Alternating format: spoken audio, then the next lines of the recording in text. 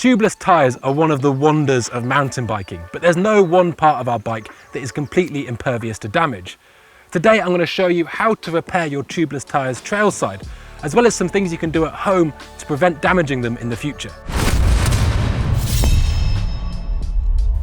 Often when you're riding along, you might well be getting nicks and very small punctures in your tyre without even realising it, because the sealant does its job and seals it before you even have a chance to notice. However, if you do get a hole slightly bigger than the sealant can handle, it's great to use a plug kit. Now you can get them in ones such as this Topeak multi-tool, which has the applicator in there. It also comes very handily with a little box that has all your plugs in. So this is great for the smaller cut and slices, and if you're quick enough, you can do it without losing any real pressure. Now, if you've made quite a large slice in the tyre, you might need a bigger plug. So a kit like this one from Muc-Off actually comes with two different sizes.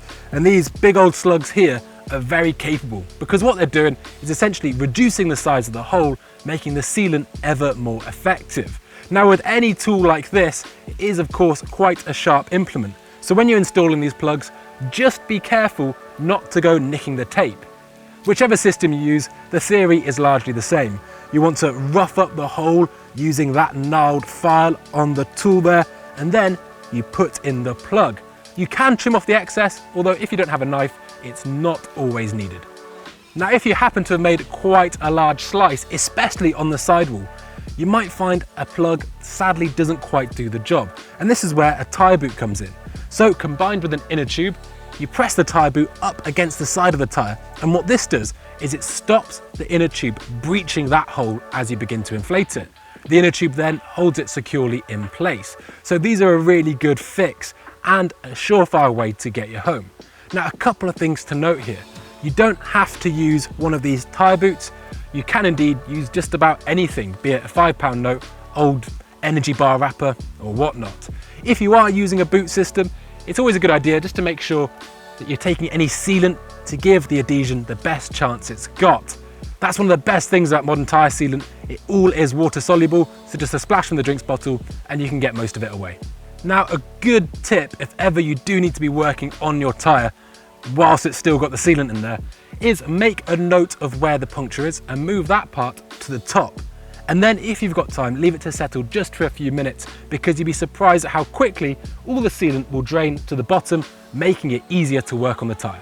Now that you've fixed your tyre in your chosen method, it is time to reinflate. So if you're using just a relatively small hand pump, it's always worth thinking about making it as easy as possible for yourself. So I would suggest trying to only break the seal of the bead on one side if possible, because that's going to make it far easier to get that tubeless system reinflated. Also, if you're using a CO2 cartridge, it's a great way to get that tyre up onto the bead and to get you home. However, some sealant doesn't play that nice with CO2. So it is worth, once you're home and safe with a track pump, letting the pressure out and reinflating. Now, even the most ardent Robert Smith fans, myself included, would have to admit that prevention is better than cure. So if you're puncturing a lot, think about things like tyre pressure, obviously, line choice is a big one, and how you weight the bike. Now, if you're still puncturing, it's definitely worth considering running some inserts.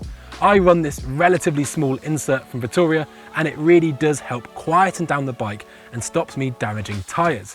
It's also worth thinking about the internal diameter of your rims. I'm not saying going splashing out immediately, but next time you're in the market for a set of wheels, think of going perhaps a little bit wider if this is something that you struggle with. Tubeless plugs are considered a permanent fix, but there are other ways to repair a tyre. It was actually a really cool hack I saw on Jared Graves' Instagram profile.